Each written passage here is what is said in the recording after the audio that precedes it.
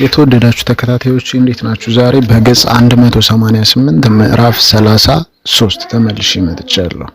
ከምዕራፍ 33 በታች እንዲህ የምትል ግጥም አለች። ሁለት መስመር ነች። ዘንድሮ አለ ነገር መቼም እንደ አምናው አንገት ደፍተን አንቀር። የፋሲል ደሞዝ ላይ አረሱት የሚለው ዘፈን ላይ ነው እቺን ግጥም እናስታውሳት ይመስለኛል ከዚህ መጽሐፍ በፊት።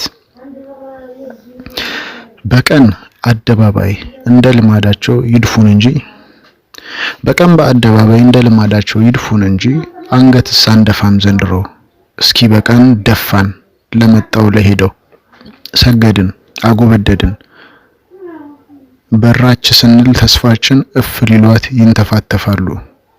የኛ ጠፍታ ለነሱ ብርሃን ትሰጥ ይመስል ሊያዳፍኗት ይጣደፋሉ። አላወቁ አንጀት ተቆርጦ የወደቀለት ገዳይ ሟችም በአንድ መቃብር እንደሚከተት። አብረን በሰራኑ ቤት አከራይ ነኝ ብሎ ፎከረ። መፎከሩ ባልከፋ ኪራይ ክፈል ብሎ ጭራሽ ክብሪት ጫረ። ጊዜ የሰጠው ቅል ድንጋይ ይሰብራል። እኔ ቅል ስሆን አንተ ድንጋይ ነህና እምቢ ካልክ እንክት ስብር አደርግህና ከሞተ በድንህ ቢሆን ውዝፉን ጭምር አስከፍለዋለሁ ብሎ እረፍ። ጠማኝ ብሎ ሲጮህ የነበረ ውሃ እንካ ቢሉት ብርጭቆ ሰበረ። ጠማኝ ብሎ ሲጮህ የነበረ ውሃ እንካ ቢሉት ብርጭቆ ሰበረ። ራበኝ ብሎ ሲጮህ የነበረ ምግብ እንካ ቢሉት ሰው ካልበላሁ አለ። ሰው እንዴት ሰው ይበላል? መጀን አለ ወሎ መጀን ሰው ስንል ሰው ፈጀን። እኛም አልተረፍን እሱም አልቀረለት። እርም ያለውን ስጋ በጾም ገደፈበት። ደባል ኮንን ደባል ተከራይ ቀን እስኪያልፍ እንደመሸበት ፈረስ ቂጥ ለቂጥ ገጥመን አያጅቡ እንዳይበላን በአንድ ጎጆ የተጠለልን ሁለታችንም የዱንያ ተከራዮች። ቀን እድል ሲሰጠው ጥጋብ ባለው ቁጥር ሰተት ይላል ክብሪት ይዞ ሊጭር ሊለኩሳት የጋራ ጎጆአችንን። ተው ስንለው ሞት ፈርተን መሰለው። እንደውም ከዛሬ ጀምሮ የቤት ኪራይ የምትከፍለው ለኔ ነው፣ ጣራና ግድግዳው ርስቱ ድስቱም የኔ ነው ማለቴ የቅድም አያቴ። አንተ ተከራይ እኔ ደግሞ አከራይ ነኝና እንከባበር።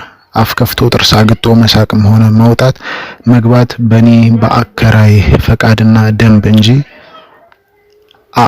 የለም። ቁርጥህን ወቀው። እምቢ ብትል አለና ክብሪቱን አውጥቶ እንደ ልማዱ ይህች ትንሽ ስንጥር እንኳ አንተን አናቷንም አትምር አለና እረፍ። እረ ለዛሬ ጥቅማችን ለታሪክ አንካካድ። የገነቡት አያቶቻችን በፍቅር የሰሩትን ቤት በጸብ አናቃጥለው። ተው ብለው ግድግዳው ላይ በቀይ ቀለም 4 ነጥብ ጽፎ እለም። ተው ብለው ባለህ ቁጥር ተቆጣጣሪ መሳይ መካሪ ዘመድህ በኔና ባንተ ጸብ ዜና ሊነግድ ነው። አስታራቂ ሆኖ ሊመጣ ነው ነገ ዛሬ የሚያጣላን። ለሱ ስራው ለኛ ኑሮ ነው። ተው ክብሪት እያወጣ አንሻገር። ትውልድን ተካ ብለን እንጂ እንጥፋ ካልንማ ክብሪትም አላጣን መጫሩም አልጠፋን። ክብሪት ከኪሱ ያወጣና ይለኩሳል፣ እፍ ብሎ ያጠፋዋል። ትንሽ አይቶት ይቅር ከሳቱ በፊት እንመካከር አልኩት። አከራይ ነኝ ብሎ ሲፎክር የትናንት በደሌን በተከራይ ድምጸት ተልመጥምጬ ተለማመጥኩታ ለጋራ ሰላማችን ብዬ። ተስፋ ያዳፈኑ ተስፋ ማንደድ የሰዶ ማሳደድ ቅብብሎሽ የወርዶ ማዋረድ ተገላቢጦሽ የገሎ ለቀብር ንፍሮ መቀቀል ድራማ ነው። መጫጣ ነው አካሄዱ። ስጋችን የኪራይ ቤታችን ስጋታችን የፖለቲካ ወጋችን የመከረኛው ህዝብ እጣ ከመወለድ እስከ መሞት በስቃይ ውስጥ መንከላወስ ነው ይላል ጠቢቡ ሰለሞን። ባለ ደርዘን ቅምጡ መሮጥ መፈራገጥ አይጥና ድመትነት ውሸትና እስስትነት ሰው የኑሮ ምጡ ሰተት ብሎ የራቡን እያዛጋ ከች ሰተት ይልና ለጥጋቡ ጠራርጎን ጥረግ ዲል ይሰናዳል። ታጥኖ ህዝብ ሊግጥ የሚሰለፍ ርካሽ ፖለቲከኛው አዋቂ አለቅላቂው ተቆርቋሪ መሳይ አናቋሪው የሚሰለፍብን የማያልፍ ስራ ስለፈጠርንለት እኮ ነው። ሀበሉ ሲለን እንላለን፣ ግርር በሉ ሲለን ግር እንላለን። ቁረጡ ቅጠፉ ሲል አበባ ለመቅጠፍ ሰይፍ ይዘን እንሰለፋለን። በየጉድባው ጉድጓድ እንቆፍራለን። ሰተተተት የተከራይ አከራዮች ቤታችንን ልቀቁ ባሉ ማግስት በአከራያቸው ቤት ልቀቁ ተባሉ። የተከራይ አከራዮች ቤታችንን ልቀቁ ባሉ ማግስት በአከራያቸው ቤት ልቀቁ ተባሉ። አዎ ተባሉ አሉ። ልቀቁ አትሞላቀቁ። ፖለቲከኞችን ተዋቸው፣ እኛ ህዝብ ነን፣ እንደ ህዝብ እንኖር አልኩት። ሌላው ሲበላን ሲያዩ አምርረው ለኛ ይጮሃሉ። ሸሽተን ስራቸው ስንገባ አድብተው ሊበሉን ያዛጋሉ። ግራ ቀኝ ተንጠራርቶ ያዛጋል። ደግሞ ዋጥ የኔን እውነት ይላል። ሁሌም ሰክሮ እየመጣ አናት ላይ ወጥቶ ሲጠግብ ይጨፍራል። የራሱን ግቶ ሲያበቃ የኔን ስማ ሲሉት ያንቀዋል። በእውነት ማሸነፍ ሲሳነው ጉልበቱን በጥይት ይመትራል። ክብሪት ያወጣና ላቃጥላት ነው። ኋላ ሊገባባት ጉድጓድ ሊቆፍር በየጥጉ ዶማና አካፋዬን አቀብሉኝ እሪ ይላል። ኧረ ተው፣ የሚገባበት አይታወቅም። በየቦታው ጉድጓድ መቆፈር ለባለፈው ተከራይም አልበጀው። ተው፣ ለድሮ ደባሌም አልሆነው። ክፋቱ የቆፈረው ጉድጓድ ነው ተገድግዶ የገባበት። አልሰማህም እንዴ ተረቱን? ያንን ጉድጓድ ማን ማሰው? ያ ሰው ማን ገባበት? የማሰው ልድገማትችን ነገር። ያንን ጉድጓድ ማን ማሰው? ያ ሰው ማን ገባበት? የማሰው። እናስ ማን ተረፈ? ማን ገብቶ ሊያየው? ቆይ ግን ማን ቆፍራለው? የላከው ድሮስ ተላላኪ ይበለው። ፈንቃይ ተፈናቃይ፣ ፈንጋይ ተፈንጋይ፣ ኪራይ አከራይ፣ ገዳይ ተገዳይ፣ ገዳይ ተገዳይ፣ ሰው የሞተ ሎሌ፣ ሰው የሞት ሲሳይ፣ ሰው የሞት ሎሌ፣ ሰው የሞት ሲሳይ እያልኩ ሳንጎራጉር አምሽቼ የትኛው ቀን ክፉ ህልም ልቤን ሲቧጥጠኝ አደርኩ። አበውና እሞ ተሰልፈው በዝማሬ ወረብ ያወርዳሉ። መንዙማ ይዘይራሉ። በሰማይ ቤታቸው በአንድ ዜማ የሀገር ቀሚሷ ተገልቦ ንፋስ ገባው። ማህፀኗን ንፋስ የሳበ ትውልድ ነው ስናይ ልትወልድ አማማጧን ልድገማት። በሰማይ ቤታችን በአንድ ዜማ የሀገር ቀሚሷ ተገልቦ ንፋስ ገባው። ማህፀኗን ንፋስ የሳበ ትውልድ ነው ስናይ ልትወልድ አማማጧን። ማህፀኗን ንፋስ የሳበ ትውልድ ነው ስናይ ትንሽ ቅደም ተከተሉ የሰዋሰው ቅደም ተከተሉ ልክ አይመስለኝም። የመጽሐፍ እንደገና መታተም አለበት። ንፋስ የሳበ ትውልድ ነው ስናይ ልትወልድ አማማጧን። ወይ አንቺ የፍርጃ ምድር ኢትዮጵያ፣ ሁሉም እየመጣ ለጥጋቡ ይግጥሻል፣ ግጦ ባጥንት ያስቀርሻል። ደግሞ ስታገግሚ ስሙን ቀይሮ ሊግጥሽ ይመጣል። ሌላው ባለተራው ደግሞ በአጥንት ሊያስቀርሽ የራብተኛ ጥርሱን ስሎ የቀረች ስጋሽ ላይ ክራንቻውን ተክሎ ሊመጠምጥሽ ይሰለፋል። ሊቃራመትሽ ሰነድ ይፈራረማል፣ እጁን ያወጣል። ያልተጋጠ ወይም ባለጊዜ ነኝ በሚል ሽለላ ህዝቡን ሊግጥ ጥርሱን ያላገጠጠ ሁሉም ብልጭ አለች ተስፋሽን ሊያዳፍን ይሰለፋል። ሀቅ ነው እኮ፣ እውነቴን እኮ ነው። በፊት ስላሴ፣ ቀጥሎ ማርያም፣ ቆይቶ አውጣን።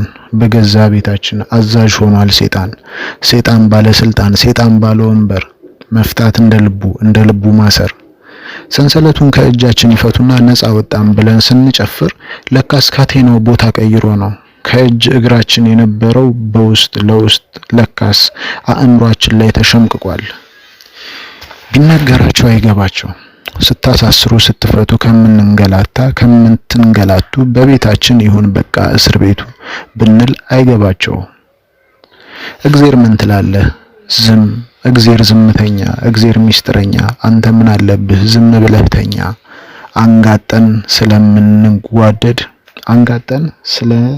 ስንለምን ጉድጓድ ገባንኛ። ልድገማት። እግዜር ምን ትላለህ? እግዜር ዝምተኛ፣ እግዜር ሚስጥረኛ፣ አንተ ምን አለብህ ዝም ብለህ ተኛ። አንጋጠን ስንለምን ጉድጓድ ገባን እኛ። ያንን ጉድጓድ ማን ማሰው? ያ ሰው ማን ገባበት የማሰው? በፍርሃት ተተብትቦ የሚኖር ሁሉ ኗሪ ነኝ ብሎ ይፎክርልኛል። ኗሪ ነኝ ብሎ ይሸልላል። በአደባባይ ደረቱን ነፍቶ የዕለት ተዕለት ኑሯችንን ሳያስተውል ከግልቢያው ተናጦ ሳይመረመር ዙሪያውን አለሁ ይላል። በከንቱ ጉራ ደግነቱ በቃላት ሳይሆን በተግባር የሆነ ድፍረት፣ ለዝና ሳይሆን ከተፈጥሮ የተቀዳ ሰው የታል? አላየንም። በታሪካችን ለማየትም አልታደልንም። ሲፈጥረን ሁሉም በቀን በአደባባይ የአዞ እንባውን ለወንድሙ ሞት ደረት ሲደቃ ይውልና ምሽት ጠብቆ ነገ የሚያለቅስለት ሌላ ወንድሙን አንገት ይቀላል።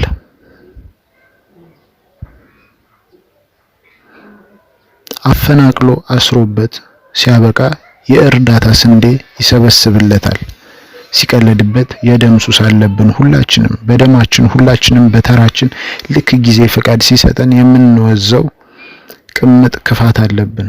ሰይጣን ነበር ክፋት የሚያሰራን ድሮ፣ አሁን ፈጣሪ ይመስገን እኛንን የምናሰራው ዘንድሮ።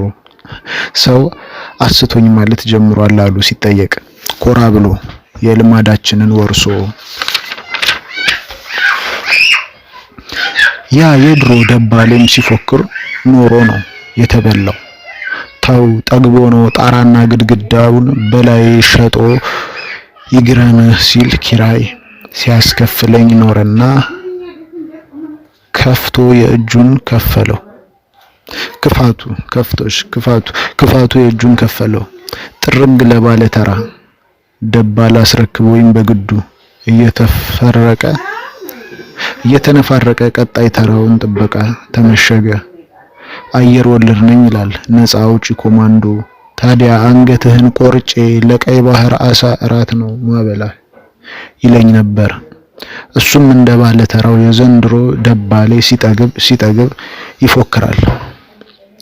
ሲያግበሰብስ ከረመና ወንድሙን ለሞት ገብሮ መርዶ ሊነግረው ሌሊት ባወጉ ማታ መጠጥ ቤት አረዱትና ወደ መጣበት ሰደዱት፣ ገፉት ወደ ጥጉ። የታባቱ የደም ሱስ አለብህ ቀንስ ስለው ይልቅ እስክትሞት ለሞተ ወንድምህ አልቅስ ይለኝ ነበር። ነብሱን ይማረውና የታባቱ ገና ለገና ይወርሰኛል፣ ኪራይ ክፈል ይለኛል በተራው ብሎ መሄጃ ሳጣኝ እኮ።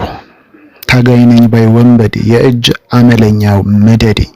ሂድ አልኩታ ሂድ ቀይ ባህር ልማደኛ እጅህን በቆዳህ መረብ የተራበ አሳ አጥምድበት። ልትበላው ስትንሰፈሰፍ ውጦ ያሳርፍሃል። ሰውነቴ እስኪገባህ የሙሴም በትር አናቷን ቆርጠህ ሐሰትን ቀጥልበት። ዘንዶ ሆና እስክትወጥህ እባብ ሁንና ንደፋት እንደ ልማድህ። ሰተተተት የድርሻችንን ውሰድ ሂድ በራስህ መንገድ። የሰው እውነት ሰርቀህ መክበርን አትልመድ። የሰው ሀቅ አትግፋ የጊዜ ነው ስልጣን። ጉልበት አለኝ ብለህ ለመጣል አትልፋ። የድርሻህን ውሰድ ከህይወት መንገድ ውጣ።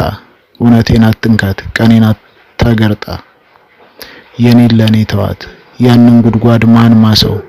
ያ ሰው ማን ገባበት የማሰው? ያንን ክብሪት ማን ጫረው? ያ ሰው ማን ነደደበት የጫረው? ያንን ስለት ማን ሳለው? ያ ሰው ማን ታረደበት የሳለው? ዘመን አዙሪቱ ገና ጉድ ያሳያል። እውነት አይኗ ጠፍቶ ሐሰት ይመራታል። ምዕራፍ 33 ገጽ 195 ላይ አለቀ። አሁን ምዕራፍ 34ን ከገጽ 196 ጀምሮ አነብላችኋለሁ። ዘካርያስ ቼ ይላል 34 ከምትለው ቁጥር በታች።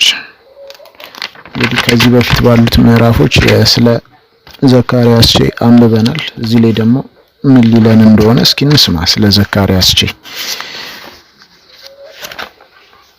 ዘካርያስ ቼ ከድር ሰተቴ በመጥፎ ማንነት የሚታወቁ ሰዎችንና ጠማማ የመንግስት አሰራሮችን በቅኔዎቹ ከመርገም ባለፈም መልካም ስራዎችን ማሞገስ፣ መልካም ሰሪዎችንም ማወደስ ይችልበት ነበር ይባላል። ነገር ግን ብዙዎቹ በመልካም አይረዱለትም ነበር። አሊ ወርቄ ወርቅ አንጣሪ፣ የሴቶች ደረት አሳማሪ። በጅማ ከተማ የመጀመሪያው ወርቅ ቤት ባለቤት እንደሆኑ የሚነገርላቸው አቶ አሊ በወቅቱ ዝነኛ ሰው ነበሩ። ብዙዎችም አሊ ወርቄ እያሉ ነበር የሚጠሯቸው። ከድር ሰተቴ ሰውየውን አድንቆ በተናገረው ቅኔ ሰደብከኝ ብለው ጠመዱት።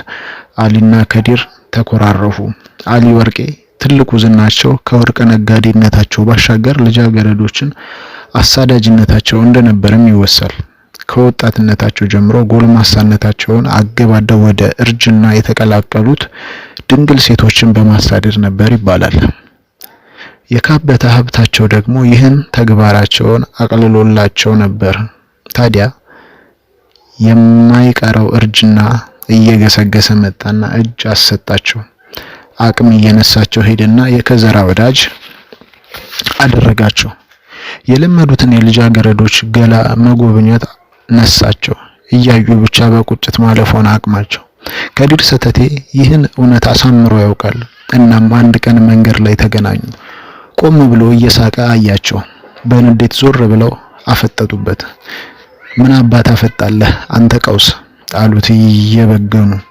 አሊ ወርቄ ኦሪጂናሌ እርጅና መጣ ምን ተሻለ አለ ከድር ሰተቴ ይበልጥ እየሳቀባቸው። አሁንማ ባለ ጊዜው አንተ ነህ፣ የፈለከውን ብትል መብትህ ነው አሉት ከዘራቸውን እየወዘወዙ። አቅም በማጣታቸው በቁጭት ጥርሳቸውን እያፏጩ። ከድር በዚህ ቅኔ ውስጥ ኦሪጂናሌ የምትለውን ቃል የተጠቀመው አንድም የሰውየውን ጠንካራነት ለማመልከት፣ ሁለትም የኦሪጂናል ልጃገረዶችን አሳዳጅነቱን ለማመልከት ነበረ። ከድርን በጥላቻ ይመለከቱት ከነበሩት ግለሰቦች መካከል ግብረ ኢየሱስ የሚባል ታዋቂ ነጋዴ ነበር። ይህ ሰው በጊዜው በጠጭነቱ የሚታወቅና የእጅ አመልም ያለበት ነበር ይባላል። በጊዜው የናጠጠ ቱጃር ቢሆንም የጠጣበትን ብርጭቆ አይመልስም ነበር። ከከድር ሰተቴ ጋር መጠጥ ቤት በተገናኙ ቁጥር እንዳይናገረው ከድርን ቀድሞ ይሰድበዋል። ከድር ተናግሮት አያውቅም፣ በንቀት ያልፈዋል። በአንድ ወቅት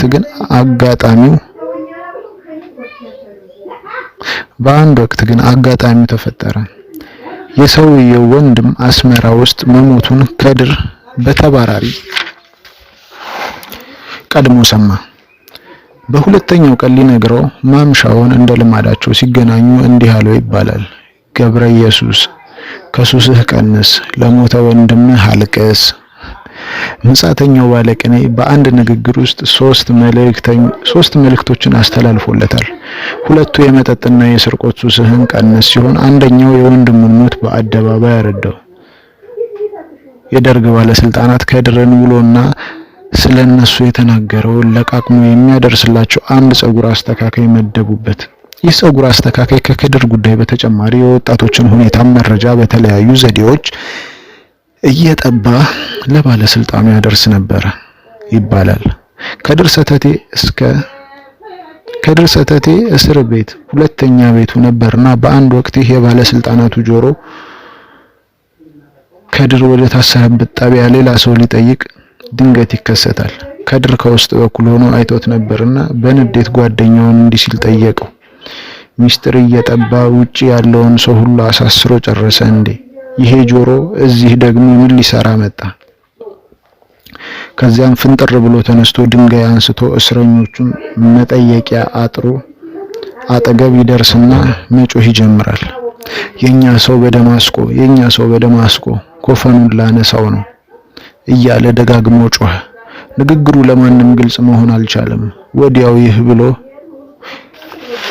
ይህም ብሎ የያዘውን ድንጋይ ወደ ጸጉር አስተካካዩ ጆሮ ጠቢ ወርውሮ የግንባሩን ቆዳ ገሸለጠው። እንዳለውም ኮፈኑን አነሳለት። ጣቢያው ተተራማመሰ። ጊዜው ሀገሪቱን በረሃብ እጅ አሰጠ።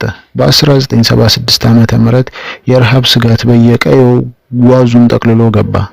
ደርጉ የፖለቲካ ፍጥጫውን ሲፋጠጥ ለስሙ እውነት እየካደ አልተራብንም ብሎ ሲግደረደር ፈጣን ምላሽ መስጠት አልቻለም ነበር። ከድር ሰተቴ ውስጡ ወደድን መናገር አይታክትም ውስጡ የወደደውን መናገር አይታክትም ነበርና እንዲህ አለ። 77 አንድ እንጀራ ለ7 78 አንድ እንጀራ ለ8 ከሞት ለመሰንበት 79 አንድ እንጀራ ለ9 እሱም ኑሮ ቢገኝ። ይህ አባባሉ ታዲያ በወቅቱ የነበሩ ሰዎች እየተቀባበሉ ወጋቸውን የሚያስፋፉበት ቅን የሆነ እንዳለውም በፍጥነት መፍትሄ ባለመሰጠቱ ሀገሪቱ እያደር በከፍተኛ ረሃብ ተመታች። ንግግር ሲሆን መናቆር፣ ሰው ዝምታን ገዝቶ ይክበር። ይህ ከሆነ በኋላ ከድር ሰተቴ በሰባዎቹ መጨረሻ አካባቢ አንድ ግራ አጋቢ ንግድ ጀምሮ ነበርም ይባላል። ከሚታወቅበት የቡናና የወርቅ ንግድ ወደ ቃል ንግድ ተሸጋገረ ተባለ። ጉዳዩ ትንሽ ግራ አጋቢና አልፎ ሲታሰብ ጥልቅ ቅኔ ነበር። በእርግጥ አንድ አማኞች ሲናገሩ ይህንን ንግድ የጀመረው ሌላ መሰሉ እንደነበር ቢሆንም ጉዳዩ ገረሜታን የሚጭር ድርጊት ነበር። አንድ ቃል በ10 ሳንቲም አንድ ቃል በ10 ሳንቲም ሕይወት የሚያከርም እያለ ሰዎችን ቃል እንዲገዙት ያግባባል። ብዙ ሰዎችም ድርጊቱ ስለሚያዝናናቸው 10 ሳንቲም ከፍለው የታል የሚሸጠው ቃል ይሉታል። ከድር ወደ ገዡ ጆሮ ቀርቦ በሹክሹክታ ቃሉን ይነግረዋል። ከዚያም ጥሎት ይሄዳል። ዝም የሚል ነበር እየዞረ በ10 ሳንቲም ሲሸጥ የነበረው ቃል። ብዙዎች ከድር ሰተቴ ምን ለማለት እንደፈለገ አልገባቸውም ነበር። ጊዜያቱ አልፎ ሲገባቸው በአድናቆት መናገር አቅቷቸው ዝም ብለዋል። በዚያ ቀውጢ ወቅት እውነትም ዝምን መግዛት ዋጋ ነበረው። በዚህ ምክንያትም ከደርግ ባለስልጣናት አንዱ ኮሎኔል ካሳዬ ማንደፍሮ በተራው ከድር ሰተቴን አስረው፣ ነገር ግን በመሃል አሳሪው ባለስልጣን ድንገት ከበላይ አለቆቹ ጥሪ ደርሰውና ወደ አዲስ አበባ ያመራል።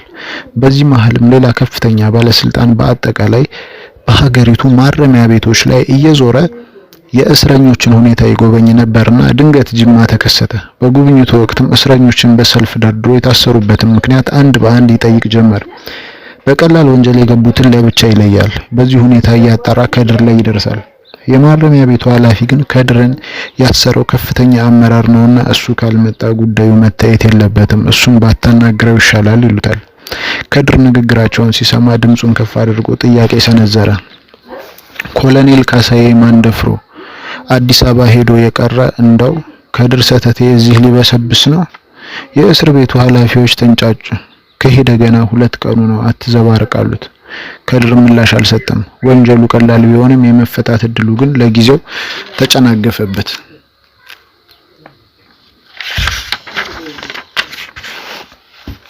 ይህ በሆነ በሁለተኛው ቀን ከድርን በቃል ንግዱ ምክንያት ያሰረው ኮሎኔል ካሳዬ ማንደፍሮ አዲስ አበባ ላይ ባልታወቁ አካላት መገደሉ ተሰማ። በጊዜው በተፈጠረ የውስጥ ሽኩቻ በራሱ ሰዎች እንደተመታ ጭምጭምታ ቢሰማም ኢህአፓዎች እንደገደሉት ተነገረ። የእስር ቤቱ ኃላፊዎች ያለ ማንም ትዕዛዝ በድንጋጤ ከድርን በነፃ ለቀቁት። ከድር ሰተቴ ለቁጥር ለሚያዳግቱ ጊዜያት ቢታሰርም ወንጀሉ ይህ ነው ተብሎ ተፈርዶበት ግን አያውቅም። ለፍርድ የሚያበቃ ወንጀል ባይገኝበትም ታዲያ ለረጅም ወራት በእስር ያሳለፈባቸው ጊዜያትም ነበሩ። ከነዚህ ጊዜያት መካከል በአንዱ የእስር ቆይታው ይህን እንደፈጸመው ይነገርለታል። ብዙ ጊዜ በእስር ቤት ውስጥ በሆነ ባልሆነው የሚደበድበው ወታደር ነበር። ታዲያ ከድር ቀን ሲጠብቅለት ቆይቶ በፈቃድ ከተማ ወጥቶ የሚዝናናበት እድል ይፈጠርለታል። በዚያ ወቅት ማንኛውም በቀላል ወንጀል የታሰረ ሰው ለፖሊስ አባል በመክፈል ጥበቃ ተመደበውለት መዝናናት። ይህን ከዚህ በፊት አንብበናል ይመስለኛልና ተደጋግሞ እየተጻፈ ያለ ነገር ነው የሚታየኝ።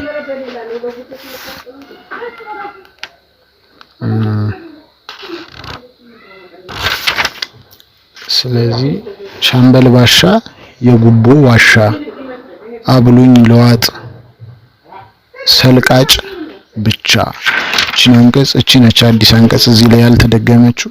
ችላም በብላችሁ ከላይ ጀምሬ ቀን እንዲጠብቀኝ የላካችሁት ሰው አሁን እየጠበቅኩላችሁ ነው። ይህን የሰሙት የጣቢያው ዋና አዛዥ በነጋታው ከድር ሰተቴ እንዲፈታ በቦታው ፖሊሱ እንዲታሰር ትዕዛዝ አስተላለፉ።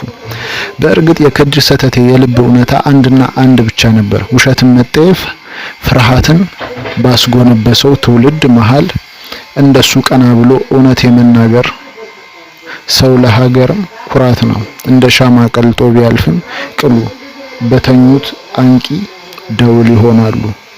በድፍረት የልቡን ተናግሮ ማለፍ ለሱም ለመሰሎቹም የኩራት ድል ነው። ሲፈልግ እንዲህ ይላል። ሻምበል ባሻ የጉቦ ዋሻ አብሉኝ ልዋጥ ሰልቃጭ ብቻ።